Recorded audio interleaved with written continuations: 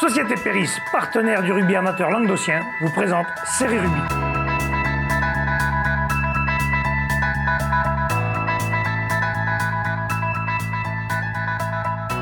Bonjour mesdames, messieurs, bienvenue à Série Rugby, votre émission sur le rugby amateur de la 4e série en honneur. Aujourd'hui, nous recevons un invité, Olivier Dussault. Bonjour Olivier.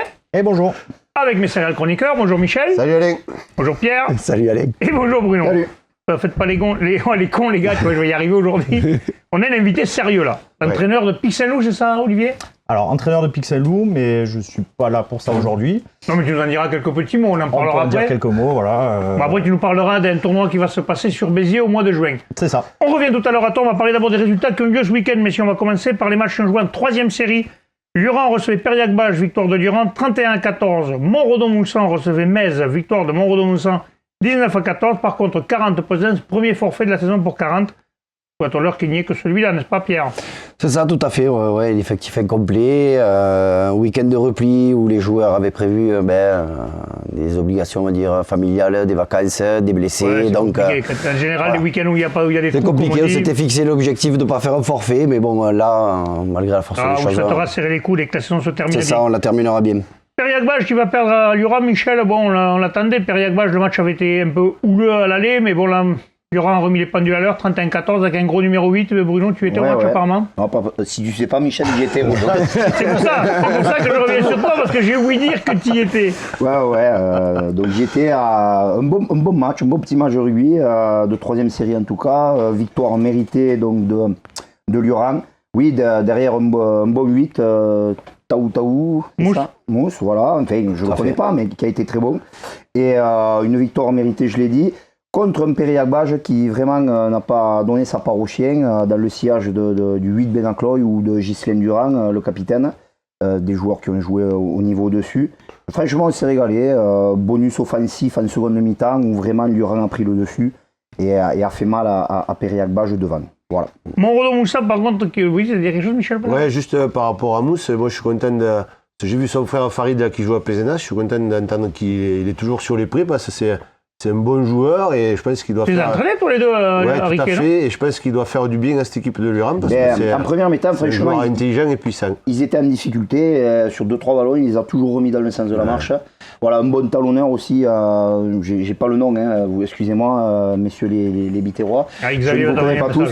Mais bon, après, bon match, franchement, très bon état d'esprit. Les deux équipes ont regardé le match ensemble après au café à Lurand. Je me suis senti obligé d'aller débriefer ça. Et non, vraiment, un bon dimanche. Allez, parfait. Après que Montredon-Moussan qui bat Metz à domicile, Michel, 19-14, dit poussif, mais efficace dans les zones. Important. Ouais, Montredon qui est toujours là, qui flirte avec le haut du tableau. Et Metz qui accroche tout le temps, hein. Bon, c'est bon, il ramène quand même le bonus défensif. Mais bon, il manque toujours le petit truc en plus pour faire la différence à l'extérieur. Ouais. À 70e, je crois qu'il y avait un point d'écart et sur un Rameau 22 rapidement joué. 80 mètres après, il y a un essai, il fait la différence, 19-13. Hein, sinon, c'était quand même assez serré. Ouais. Allez, on passe à la 2e série, messieurs. C'est joué le match Stade Bessanay contre le BCPO, Michel.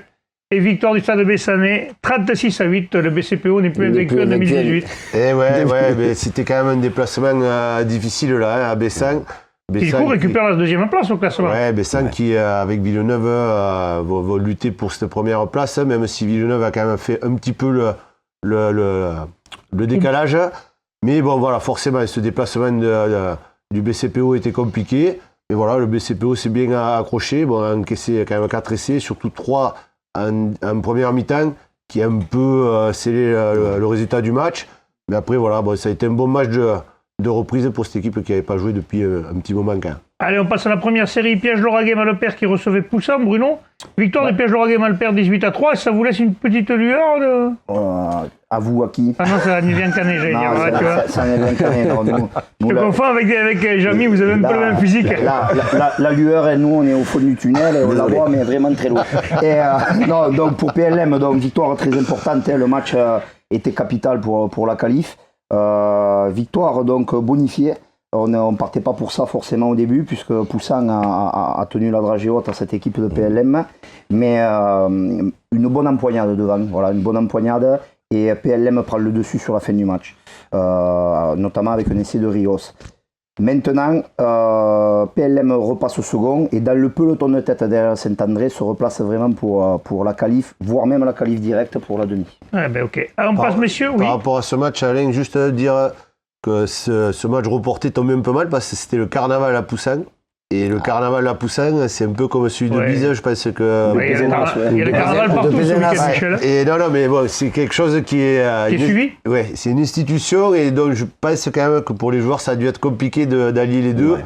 Donc voilà.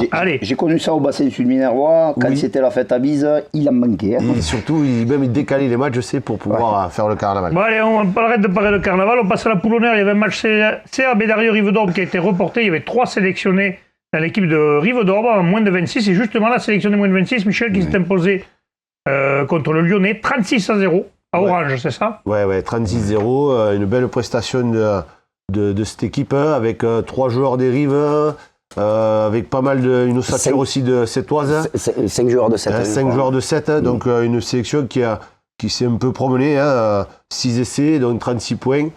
Ça a été une belle expérience. Le prochain tour, il ne joue pas Midi-Pyrénées? Oui, là, ça risque d'être un peu plus compliqué. On notera aussi la présence de Quentin Solis, le jeune 3e ligne de Mauriac, qui a fait une belle prestation. Voilà, donc c'est intéressant pour ces jeunes aussi de se confronter sur ces sélections. Là, il a tout juste 18 ans, lui. Il a tout juste 18 ans, ouais. Donc c'est l'avenir du rugby. C'est une bonne chose. Voilà, une belle victoire contre le Lyonnais. Maintenant, on verra s'il confirme contre Midi-Pyrénées. La qualif se jouera là. Ouais, oui. Comme souvent, on va dire. Bon, parfait. Allez, on va revenir à notre invité, Olivier. Donc, tu es là-bas parmi nous aujourd'hui pour parler d'un tournoi qui va se dire... je vais y arriver aujourd'hui.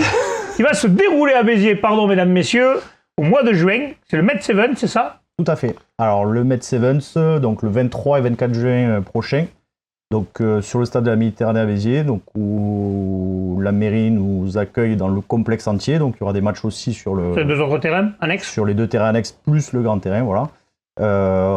C'est un tournoi donc, de rugby à 7 qui est en parallèle du Med 7 qui sera la finale du championnat de France à 7.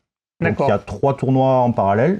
Il y a le premier tournoi qui est la finale du circuit élite, donc c'est le plus haut niveau à 7 en France, donc, où ça regroupe des associations, des comités et aussi des clubs. Et les clubs de top 14 qui le font? Il n'y a pas forcément des clubs de top 14, mais de la Pro D2. Il y a Massy notamment en général qui tourne relativement bien. Ouais. Et après les comités Midi-Pyrénées qui sont relativement forts, Côte Basque-Land, ou des gros comités qui envoient des sélections ou avec des joueurs issus un petit peu soit des espoirs, soit éventuellement de la Pro D2. Ouais, les joueurs donc, qui peuvent jouer un bon niveau après même. Il y a déjà eu sur la finale l'année dernière, il y avait quelques joueurs de top 14 qui étaient présents aussi dans des associations. Les associations trustent aujourd'hui les premières places de ce circuit élite. Ça fait l'historique est quand même récent, mais c'est souvent des associations qui ont gagné, avec des très gros joueurs en général. Voilà. D'accord, Michel, c'est ce qu'on avait vu l'année dernière à Narbonne? Oui, c'est ce qu'on avait vu à Narbonne, et c'est vrai que c'est spectaculaire parce qu'il y a beaucoup de jeux, beaucoup d'essais. En plus, ça du jeu, oui. Ouais, exactement. Là, il n'y a pas... Bon, le jeu au pied est utilisé, mais beaucoup moins.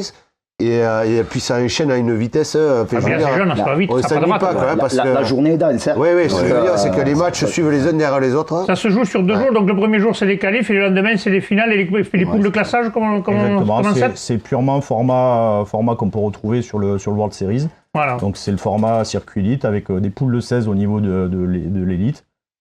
4 poules de 4 et voilà, et après il y a les matchs de classement et puis les finales. Et le trophy pour les équipes. Petite finale et grande finale. Voilà, grande finale, la petite finale en trophy, puis la grande finale pour la Cup, ce qu'on appelle, et la victoire finale. Donc cette année, on aura le champion de France qui sera désigné donc, à l'issue du tournoi. Et on aura aussi le champion de France fédéral et le champion de France filles. Il y a aussi le tournoi féminin. Michel, c'est bien cette année le rugby à Béziers, on a la Coupe du Monde des moins de 20. Ouais, mais écoute, oui, c'est bien. On a un match du tournoi destination. Ouais. On a ça. Franchement, le rugby à Béziers, cette année, je crois que d'avoir plus, ça va être compliqué quand même. Après, Alain, on peut dire aussi que l'infrastructure n'est pas si mal que ça. On a quand même un beau stade. Qui a été pourri, Michel. Non, mais ce que je veux dire, c'est qu'on a vraiment un beau stade. Donc, on a de quoi accueillir ce genre d'événement. T'as le plus beau stade de rugby du Languedoc. Oui, mais quand je parle de stade, c'est vraiment toute l'infrastructure, quoi. Je veux dire, c'est... Oui, c'est pas juste la pelouse, on a compris, Michel. D'ailleurs, pour la pelouse, là, elle va changer, par contre. Je tiens à signaler que c'est Marc, avec ses acolytes, qui travaillent dessus et qui travaillent très bien, d'ailleurs. Là, ils vont avoir du boulot toute l'année. Mais là, par contre, c'est vrai qu'avec cette succession de match. Ils vont avoir fort à faire pour la conserver en bon état. Mais bon, c'est des magiciens depuis le début, ils font du bon boulot. Et c'est vrai que pour avoir la chance de l'avoir foulé un petit peu, cette pelouse, elle est quand même en bon état et agréable pour y jouer. Olivier, justement, le 7 est en pleine expansion. On peut dire que ça fait quelques années maintenant que le 7 a pris un autre essor. Avant, le 7, souvent, c'était des joueurs qui ne voulaient pas jouer au 15. C'était rare. Maintenant, c'est vraiment, il y a des joueurs qui se spécifient dans le 7 maintenant. Alors, aujourd'hui, des joueurs vraiment spécifiques à 7 en France, mis à part sur l'équipe de France.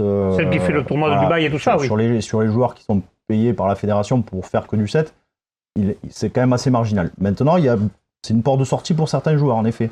Certains joueurs qui vont avoir du mal de jouer en Pro D2 ou en Top 14, voire même en Fédéral 1, peuvent se spécifier sur le 7 et soit viser ce contrat fédéral, soit commencer à jouer à un très bon niveau à 7, voire être un petit peu payé, mais surtout se permettre de faire des très beaux tournois, souvent à l'étranger.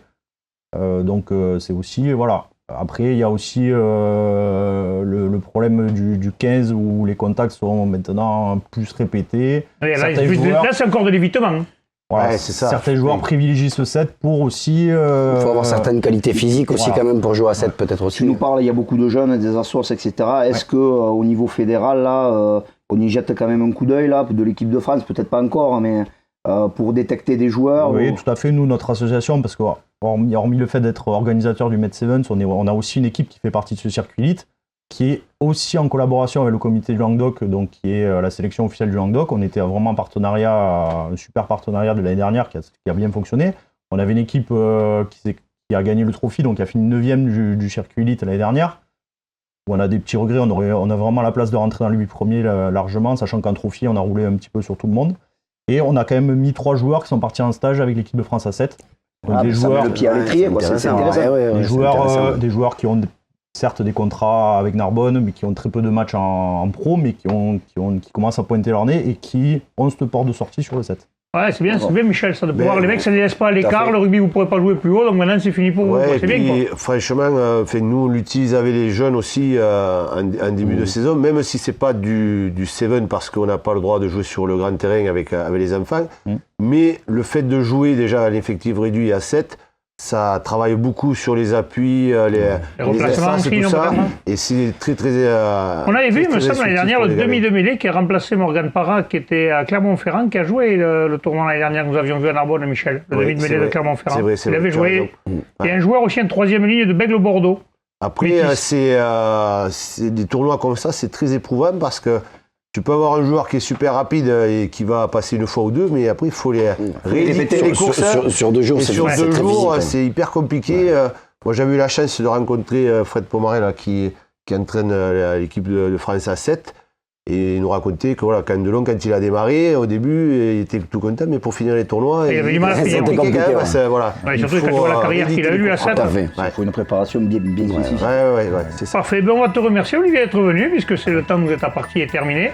Messieurs, je vous remercie. On se retrouve demain pour parler des fédérales. Transpirez bien sur tous les terrains. Allez, salut. Ciao.